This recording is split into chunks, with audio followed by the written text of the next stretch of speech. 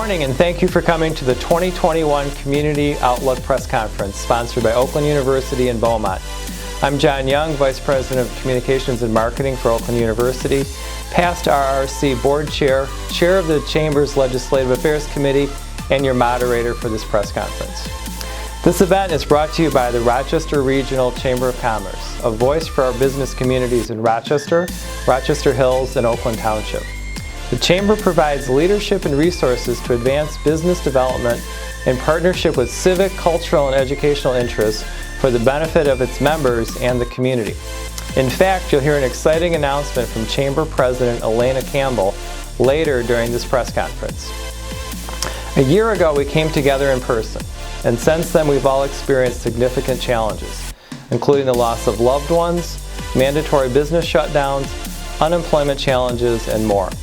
We regret we were unable to hold this event in person. However, this online platform features interactive opportunities optimized for connecting. We'd love to see your positive reactions in the chat box located on the right-hand side of your screen. Also, please click on the poll to share your feedback. We want you to be part of the action. In case you want to clarify any of the details presented today, a recording of the press conference will be shared on the Chamber's YouTube channel, and you can download the media kit. Now that takes care of business. It's time to give you what you came for. Exciting new developments and announcements. Let's get started. Good morning. I'm Kevin Corcoran, the Dean of the College of Arts and Sciences and Chief Community Engagement Officer at Oakland University. And I'm here to tell you some exciting news from Oakland University. Recently, we put together an agreement to launch the Barry Klein Center for Globalization and Culture at Oakland University. Let me tell you a little bit about Barry. Barry's an alum from the 1960s, one of the early classes at Oakland University, and Barry was a sociology major. Barry went from Oakland University to Haight-Ashbury, where he got involved in sex, drugs, and rock and roll, as he would like to say, and wrote a book about the experience.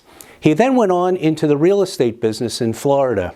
As a result of his success in the real estate business, he was able to give us a gift to establish this center, following his passions and his excitement about a liberal arts education and the need for students to understand the world around them, to understand other cultures, to understand people different than they are, and to integrate that into their education.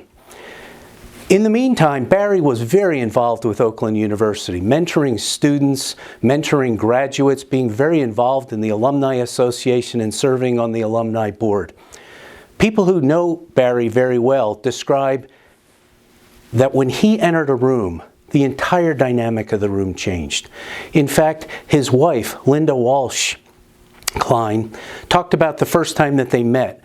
It was a little bit later in their lives. They were each walking their dogs.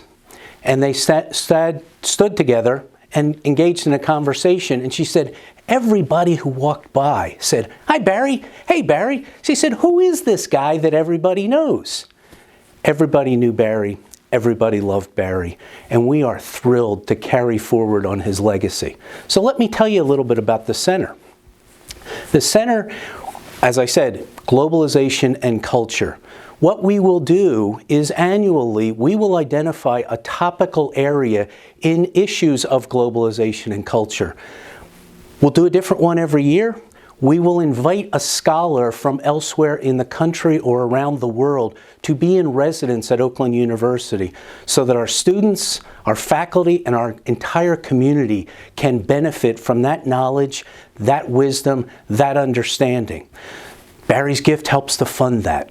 Barry's gift also helps to fund some of our own faculty to be released from some of their typical responsibilities to engage with this scholar, so the benefits can last well beyond that 1 year. As any Oakland alum knows, it's all about the students, and it's all about the students' connection with knowledge and with the faculty. So Barry's gift also funds students who can work on these projects and work together. So what will this look like to the rest of the community? Each year, there will be a singular event, a Klein lecture, if you will, at least once during the year, with this renowned scholar from elsewhere presenting. There are likely to be community conversations around these topical areas so that our community can vitally engage in these important issues to the world around us and the world beyond the boundaries of our campus. We will also have the opportunity to engage in larger conversations with our region, our campus, and our community. We have a Center for Civic Engagement that has to do with the life of the citizens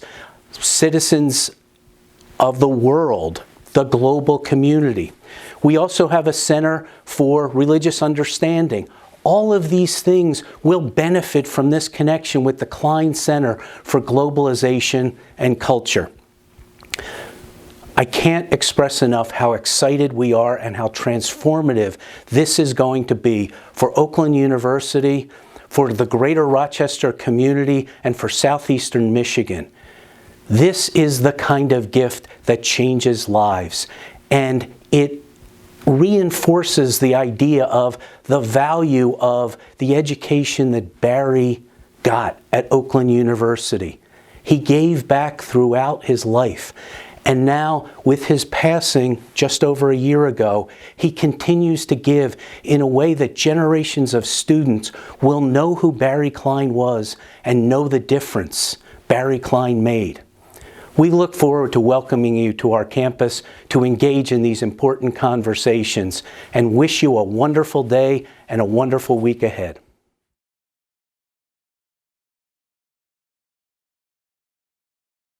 Hello, I'm Janet Seidel, the Senior Manager of Physical Medicine and Rehabilitation Service at Beaumont Hospital Troy, part of Beaumont Health, Michigan's largest healthcare system. Beaumont is excited and honored to be a part of this event this morning. For many years, Beaumont has been a proud community partner supporting the Rochester Regional Chamber of Commerce and events such as today's 2021 Community Outlook. Formed in 2014 by Beaumont Health System, Botsford Healthcare, and Oakwood Healthcare, Beaumont provides patients with compassionate, extraordinary care every day, no matter where they live in Southeast Michigan. Beaumont is leading the way through the pandemic, caring for more COVID-19 patients in the state of Michigan than any other health system. We have great pride and admiration for our frontline heroes, including physicians, nurses, and other caregivers, leaders, and support staff, in delivering outstanding patient care to all our patients during the pandemic. A team of leaders and employees enhanced our preparedness processes, including response surge capabilities, plans, and procedures to be better prepared for the second surge that occurred in the fall. We invested in PPE during the summer to make sure our frontline heroes are supported and protected by a very strong inventory of needed supplies for additional surges. Now we're leading the way out with the expertise and the experience to keep our patients, families, and staff safe. We've administered over 114,000 vaccine doses as of February 16th and are working to continue offering as many as possible moving forward. Beaumont is working with the state of Michigan, health departments, and other organizations to equitably distribute the vaccine to eligible groups. The FDA has rigorous scientific and regulatory processes in place to test the safety, effectiveness, and the quality of the COVID-19 vaccines. For more information, including frequently asked questions and the COVID-19 telephone line, visit beaumont.org. While we expect to care for COVID-19 patients in designated areas of our hospital for some time, our doctors and caregivers have created a safe and secure environment where great care is taken to prevent the spread of infection. Some measures include the visitation restrictions in place for the safety of our patients, our families, and our staff, COVID-19 symptom screening for patients, visitors, and employees at the door, a mask covering the nose and mouth at all times, sanitizing stations are available throughout the facility, chairs in public areas are spaced to allow for social distancing. We are highly trained in how to protect our patients, families, and each other. All of Beaumont's hospitals are safe and remain open to all patients needing health care, including emergency visits, testing, and surgery. Patients should continue to go to any Beaumont Emergency Center for medical issues that need urgent attention. At Beaumont, we take pride in supporting our community. In addition to vaccinating, we are proud to help lead the way in addressing the growing unmet need for accessible, high-quality, and advanced mental health services in southeastern Michigan and across the state. Beaumont's Mental Health Partnership Strategy with Universal Health Services will provide specialized care for our patients, along with investing in medical residencies, clinical training, and the latest telehealth technology. Additionally, Beaumont Urgent Care Centers are located throughout Southeast Michigan to help our community members who don't have an emergency but need to be seen quickly. The Rochester Hills location on the corner of Walton and Adams is open every day, including weekends and holidays.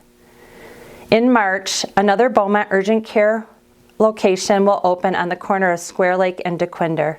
For more information, visit wellstreet.com/Beaumont. We are excited to share our new Beaumont Outpatient Care Center opening in Lenox Township in August. This 110,000 square foot building will include emergency care, primary care, a surgery center, imaging, rehab services, internal medicine, radiation oncology, cardiology, podiatry, an infusion center, and more. In closing, Beaumont is committed to serving our patients and the community. I encourage you to stay safe and trust Beaumont to care for you and your family's healthcare needs. Thank you.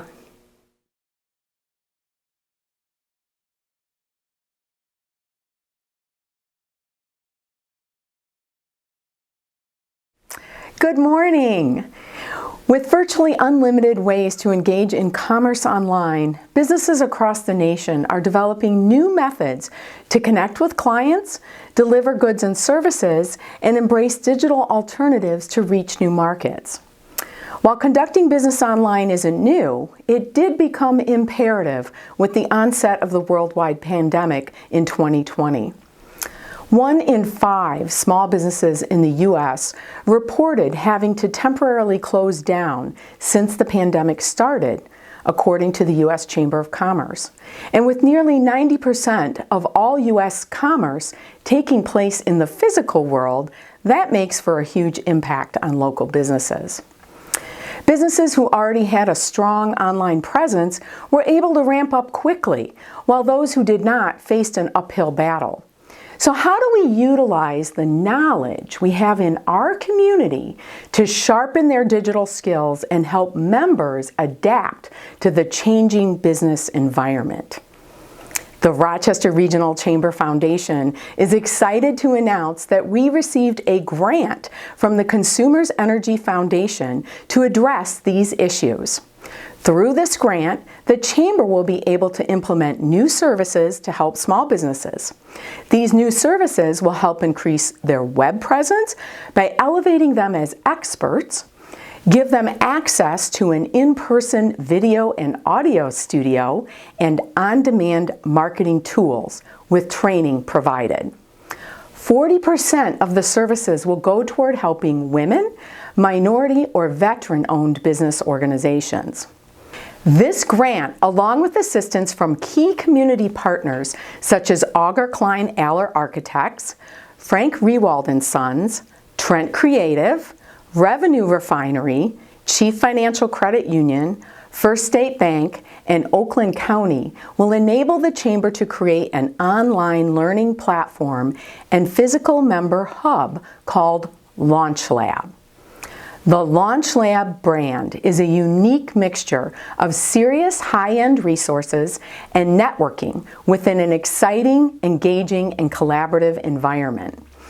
Launch Lab's main goal is to assist current and new Chamber members in leveraging their professional expertise into business opportunities while making it easier for individuals to benefit from the intellectual capital and business insight that is so uniquely available right here in our community. The Chamber office will soon transform into a member hub available for use by Chamber members and the community. This space will feature an on-site video audio studio along with tutorials and assistance to create professional digital content, smart office conferencing abilities, including online event hosting capabilities, video production, open and private workspaces, and reliable fiber internet service with the bandwidth capable of live streaming. The online learning platform digital offerings will include online curated and targeted courses that bring enterprise-level marketing knowledge to small businesses, an opportunity for members to establish themselves as subject matter experts as course creators. Online courses will act as a lead generator for member businesses and will also provide digital alternatives to help our members engage and connect. We have worked hard over the last year supporting businesses, providing necessary resources, and helping to solve problems. And we see this as an exciting and unique way to continue to help our member businesses move forward and thrive. Stay tuned to Chamber Communications for developments as they become available.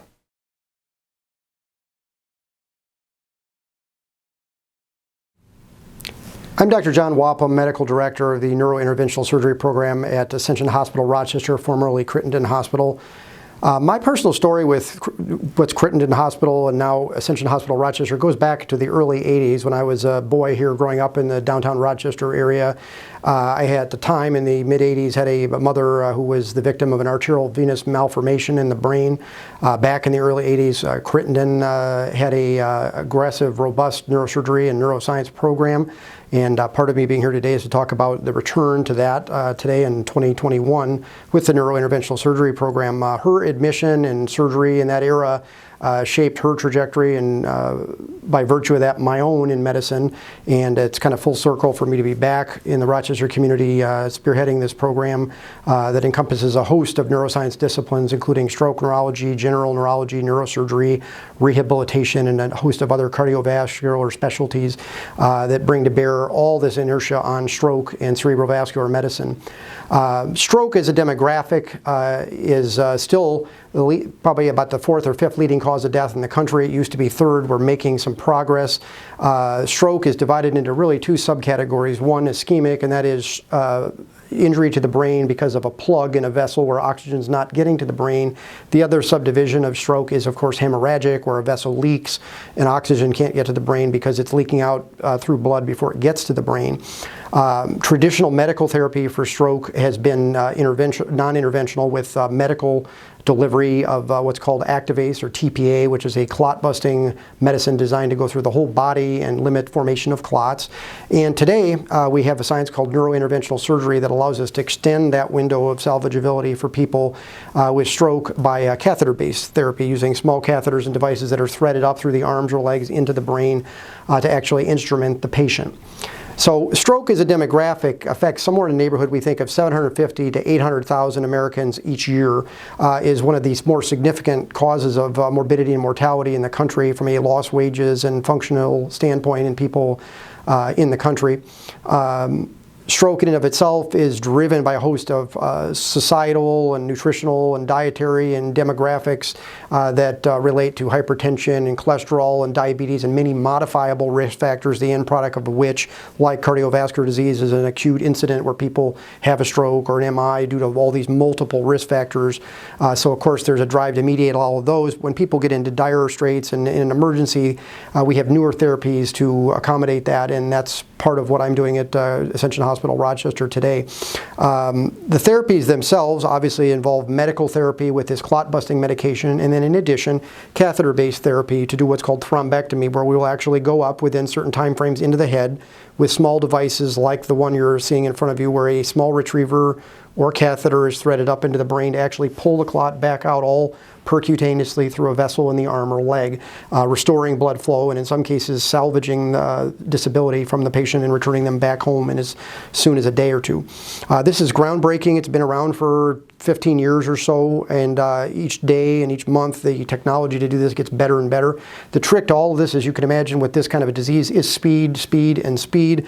We have a short time window, and our moniker is time is brain. Every minute or 2 million neurons die, so the sooner a patient can recognize that they're having symptoms that are construable as a stroke and get to the hospital, all the better. We give people all sorts of mnemonics to remember that one, which we'll show you, is called Be Fast, and that is looking at patients' balance, their vision, face, arms, speech, and the time frame of onset of symptoms. In order to get to the hospital, we encourage everybody to go as soon as they can to the emergency room if they have any of these symptoms.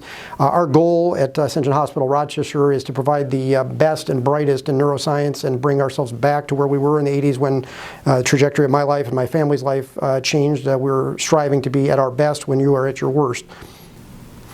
There's a famous Persig quote that looks at people talking about where they are right now never making sense, but if you look back at where you've come from, everything starts to become pattern emergent. And for me, this is very similar to where I'm at right now. It's such a big deal for me to be back in Rochester, a town that I walked down the streets of growing up, in the hospital that changed my life and career trajectory, and be doing cutting edge therapy in the same hospital, in the same ICU, the same place I worked and lived in high school as well, in the radiology department. We have put together a groundbreaking cath lab to do this kind of specialized procedure in, or building a second, even bigger lab to do this work in, and that'll be finished by the fall and next season, and are available to do these kinds of procedures for people who have the need. We want to really stress that people, if they have any stroke-like symptoms, the kind of which we've enumerated, don't hesitate, don't wait, get into the emergency room, get assessed. Worst case scenario is you've gone and gotten checked out and are fine, but we want people to be safe. And so for me, it's kind of full circle to be back in the community after so many years doing the same thing in the same cutting edge style in neuroscience at that hospital. So appreciate everything.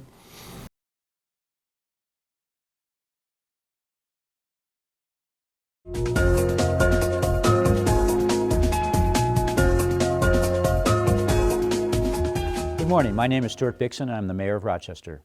This past year, the year of COVID, has been quite a challenge for all of us. We began 2020 in the normal way, and then the global pandemic started. We were all forced to stay at home and stay apart from friends and family. When the pandemic seemed especially bad, I believe Rochester and the people of Rochester came together to fight the virus and take care of members of our community. In spite of this difficult year, the City of Rochester adopted many policies to assist our citizens and help businesses to navigate the difficulties and complexities of COVID. Even during these trying times, the city was able to continue our work to update and improve our city's infrastructure. The city actually experienced economic growth in both of our downtown and our neighborhoods. For these and other reasons, I believe that Rochester will emerge from the COVID crisis a stronger and more prosperous city. I see 2021 being a year of recovery and solid economic growth, with all of us working together. Locally, the city has made some great contributions in the fight against COVID. Our Rochester Fire Department was chosen to be a county site for COVID testing and later for the administration of the COVID vaccine.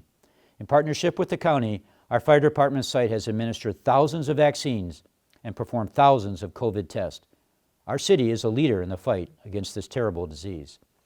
One of Rochester's leading companies, Par Pharmaceuticals, has been working on the Novavax vaccine, making our city a vital part of the vaccination strategy that will help our country get past COVID. We are honored to have Par working in our community on a vaccine that will help all of humanity. The city has also taken innovative steps to help our downtown survive and eventually recover from the COVID crisis. Working with our DDA, the city provided free parking in the downtown for 6 months to help encourage visitors to come to our downtown. In 2020, the city forgave the PSD special assessment to help our local businesses make it through this very difficult period.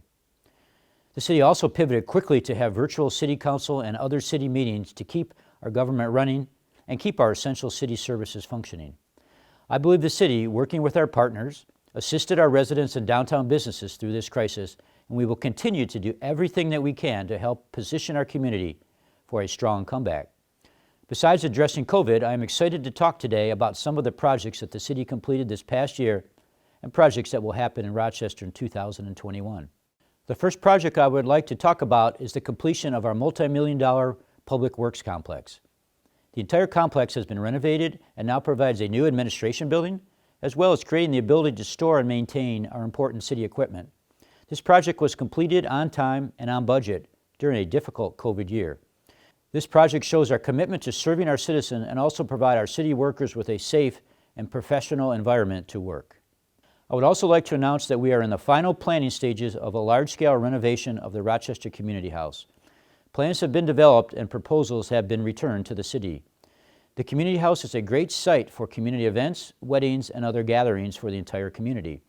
Through a unique partnership with the City Council and Community House, the plan is for the Community House to become a modern and efficient venue for the community to come together. Although approved in 2020, the city will be spending more than $10 million to improve the city's drinking water system and will continue to spend millions of dollars in maintaining our city roads over the next several years. As you can tell, improving and maintaining our infrastructure remains a key goal of our City Council.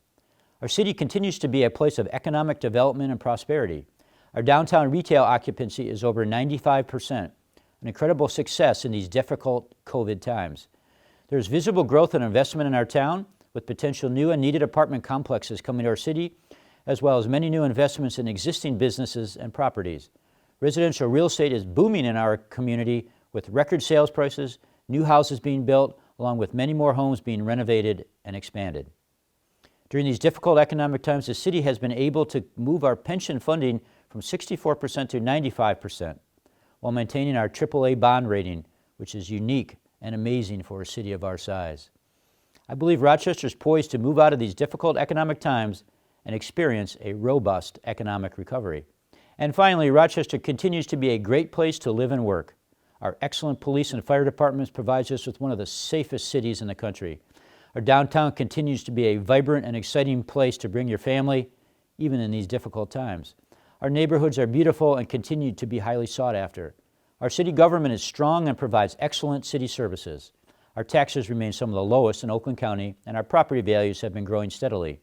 The real strength of Rochester is our citizens, who are warm, friendly, and open to all people. 2021 looks like a great year for the city of Rochester.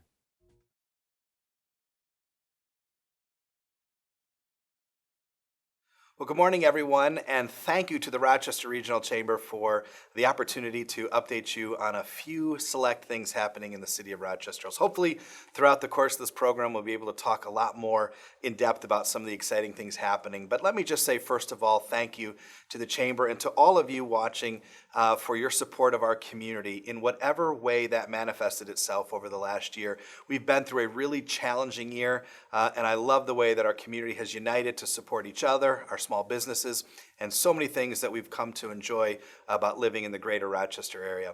Well, coming through this really difficult year, we are excited to announce that we are embarking on the Summer of Fun here in the city of Rochester Hills, with many significant new events scheduled to kind of start off our year. Let me start and mention them quickly. First, we're going to be reopening a brand new reimagined Rochester Hills Van Heusen Museum after over $4 million of work on the roof in the main building and the new equipment barn. Next, we're going to be opening for the first time the city's first ever splash pad down in the Auburn Road corridor. We are exceptionally excited about what's happening down in the Auburn Road corridor with new development, new projects, new parks, and the city's first splash pad.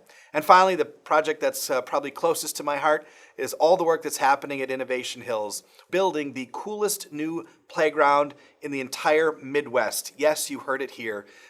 Project is taking place right now, and we hope to open it in early June to the community and to the community's kids to enjoy. We think it'll be the coolest new thing that the city's added in 500 years. How about that? So it's a summer of fun here in the city of Rochester Hills. More details on all of these cool projects and many others as we get into our program today. Thank you again for your time and attention. God bless.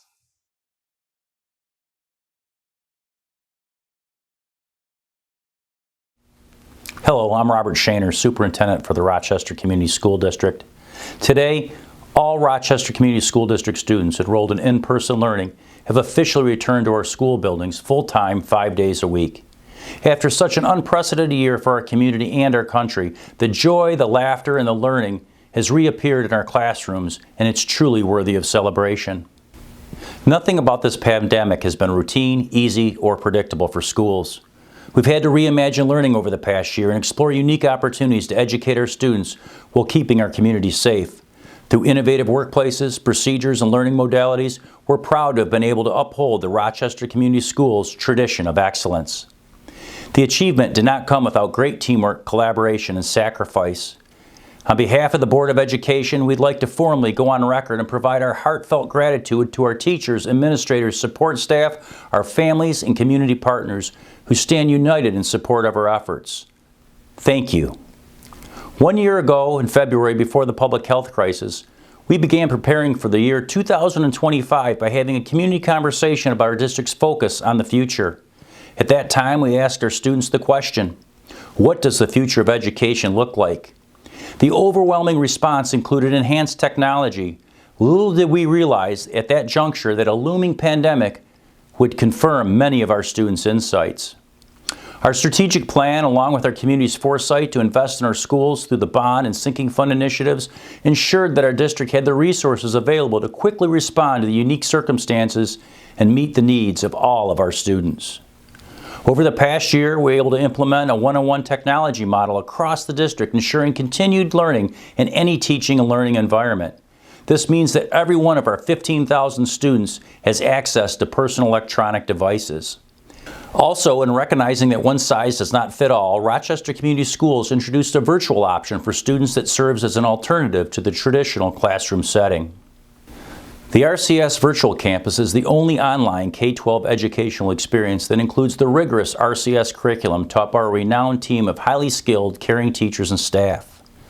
Students enrolled in the RCS Virtual Campus have a comprehensive course load, but with increased scheduling flexibility. In addition to core curriculum, the full learning experience also includes art, media, music, and physical education. At this time, we have nearly 2,900 students enrolled in the virtual campus, and we look forward to watching this program grow to meet the needs of all of our children. Whether students are learning in a classroom or online in a remote location, all RCS students can be afforded the opportunity to learn at the highest levels. As we look beyond the pandemic, we're mindful of the healing work that will require our continued devotion. We remain committed to promoting social emotional wellness, which directly aligns with our equity, inclusion, and belonging priorities. The innate love that we have for our students will guide all of our efforts. By providing our young people with the skills and knowledge to succeed and inspiring them with enthusiasm, curiosity, and motivation to pursue their passion, there's nothing they can't accomplish. Thank you for joining us today. We appreciate your support ensuring the Rochester Community Schools District Pride and Excellence continues. Thank you.